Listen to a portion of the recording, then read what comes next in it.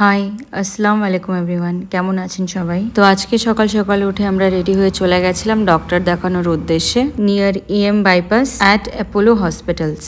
তো আজকে main hospital ভিজিটের উদ্দেশ্য ছিল আমানের অসুস্থতা নিয়ে অ্যান্ড আমাকে নিয়ে। তার রিজন হলো আপনারা সবাই জানেন যে লাস্ট কয়েকটা সপ্তাহ ধরে আমি এবং আমরা দুজনেই খুবই অসুস্থ। তো বেসিক্যালি আমি এবং আমাদের সবকটা ফ্যামিলি মেম্বার্সরা আমরা অ্যাপোলোতেই ডক্টর দেখাই। তার একমাত্র কারণ হলো the top level service that they provide to the patients and the other people. যেহেতু অ্যাপোলোতেই কন্টিনিউয়াসলি ডক্টর দেখানো হয়, ওই জন্য মান্থলি একবার করে হলেও আমরা এখানে ভিজিট করি। আমাদের নিজের জন্য না হলেও আমানের জন্য আমাদেরকে রুটিন চেক আপে এখানে আসতেই হয়। তবে প্রতিবার আর ব্লগিং এর মাধ্যমে আপনাদের সাথে শেয়ার করা হয় না পুরোটা। আজকের ব্লগটা করার একটা স্পেসিফিক রিজন ছিল, সেটা হলো আজকে আমাদের সাথে নতুন অতিথি যাচ্ছেন যার নাম হলো নাসিমা। নাসিমাকে তো আপনারা কম বেশি সবাই চেনেন। ও হলো আমার একটা team member in the sense আমাদের ভিডিও ক্রিয়েশনের টিম মেম্বার। তো আজকে ও রিকোয়েস্ট ছিল যে ম্যাম, যেহেতু আজকে আমি প্রথমবার আপনাদের সাথে কলকাতায় যাচ্ছি, তো প্লিজ একটা ব্লগ কিন্তু করতেই হবে। তো বাচ্চাটা যখন এত করে রিকোয়েস্ট করলো, আমি আর না করতে পারলাম না। So we started. তো আমরা সবাই ঝটপট রেডি হয়ে গেছিলাম এন্ড আমাদের কার চলে এসেছিল আমাদেরকে পিক আপ করতে।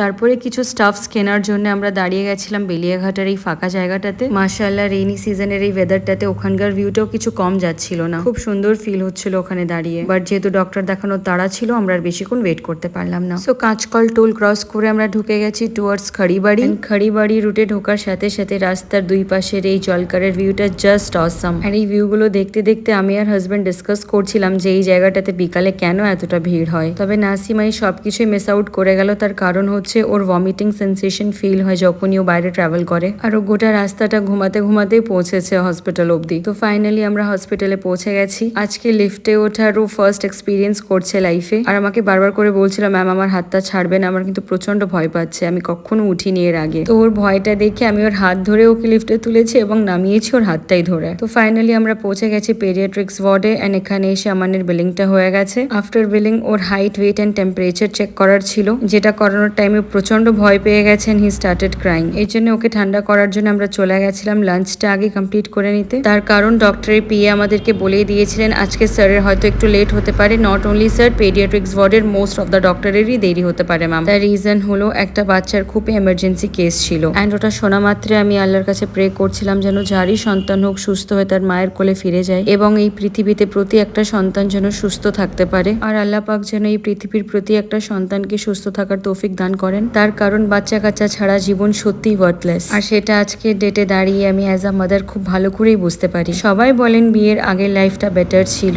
কেন বিয়ে করলাম, বাচ্চা কাচ্চার প্রেশার, এটা ওটা, দিস দ্যাট। তবে আমাকে যদি পার্সোনালি জিজ্ঞাসা করা হয়, আমি বলবো আমি আফটার ম্যারেজ এই মাদারহুডটাকে বেশি এনজয় করছি। তার কারণ আমান বেটার প্রথম আমাকে মা বলে ডাকা, প্রথম যেদিন ও হাঁটতে শেখে, আর যে কটাই মাইলস্টোন ও এখনো অব্দি রিচ আউট করেছে, সেগুলো নিজের চোখে দেখা এবং ফিল করা, এই যে অনুভূতিটা, এই অনুভূতিটা লাইফের কোনো এনজয়েবল মুমেন্টে নেই। এই গোটা ফিলিংসটাই অন্যরকম। আর আই এম সো লাকি যে আমি এই ফিলিংটাকে অনুভব করতে পেরেছি। And all thanks to the almighty Allah. তো আজকে আমরা নিয়েছিলাম লাঞ্চে 3টে চিকেন থালি। আর নাসিমার পক্ষে একা পুরো প্লেটটা কমপ্লিট করা পসিবল ছিল না, যে কারণে ও কিছুটা আমাকেই সার্ভ করে দিল। তো খাওয়া দাওয়া কমপ্লিট করে আমরা চলে গেলাম পেডিয়াট্রিক ওপিডির দিকে।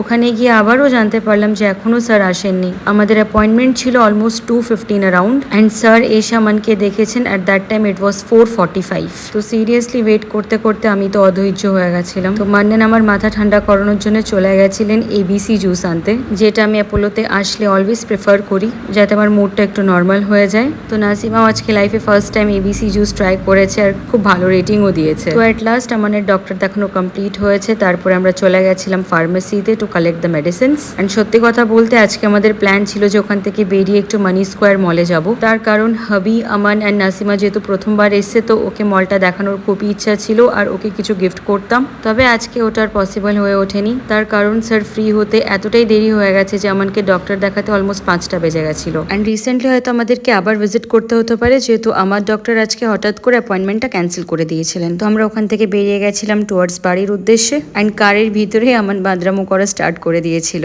তো ওকে শান্ত করানোর জন্য আমরা এই পুরো চিনার পার্কের এরিয়াটার স্টোরি ওর সাথে শেয়ার করতে করতে আসছিলাম যে পাপা পাপা যখন তুমি এই ওয়ার্ল্ডে আসোনি তখন মাম্মা আর আমি এখানেই থাকতাম। আর এই সেই ক্যারেট লেনের শপটা যেখান থেকে মাম্মাকে আমি রিং গিফট করেছিলাম। আর এই এনি টাইম ফিটনেস জিমটাতে তোমার মাম্মা আর আমি রেগুলার আসতাম যখন আমরা এখানে থাকতাম। আর তোমার মাম্মা হাঁটি হাঁটি পায়ে করে অফিসে চলে আসতো, তার কারণ আমাদের ফ্ল্যাট থেকে অফিসের ডিস্টেন্সটা একদম 2 মিনিটস ছিল। এই হচ্ছে পিএস এভিয়েটার বিল্ডিং, যেটাকে বিগ বাজার বিল্ডিং ও বলা হয়। তবে এখন আর এখানে বিগ বাজার নেই। আমরা এখানে থাকাকালীনই বিগ বাজারটা সব জায়গা থেকে ক্লোজ হয়ে গেছিল। আর এই পিএস এভিয়েটারের 5th ফ্লোরে হচ্ছে মামার অফিস। এন্ড মামার কোম্পানির নাম ছিল ভিজন ইন্ডাস্ট্রিজ। আর তোমার মাম্মা ছিল ওখানকার HR। এখান থেকে 10 মিনিটসের ডিস্টেন্সে ছিল পাপার অফিস। তো ও বেশ এই স্টোরিগুলোকে এনজয় করতে করতে আসছিল। অ্যান্ড দেন ঘুমিয়েও পড়লো, যেহেতু সারাদিন খুবই টায়ার্ড। আমানের সাথে পুরোনো দিনের এই কথাগুলো শেয়ার করতে করতে আমাদের চোখের সামনে সেই মেমোরিজগুলো ভেসে উঠেছিল। সিরিয়াসলি ওই দিনগুলোকে খুব মিস করছিলাম। বিয়ের পরে কাটানো ওই সময়গুলোকে খুবই মিস করি, তার কারণ এখন চাইলেও সেই দিনগুলো আর ফিরে আসবে না। Because we are parents now, অনেক রেসপন্সিবিলিটিস আছে। So bye bye everyone, end of the blog. See you all soon.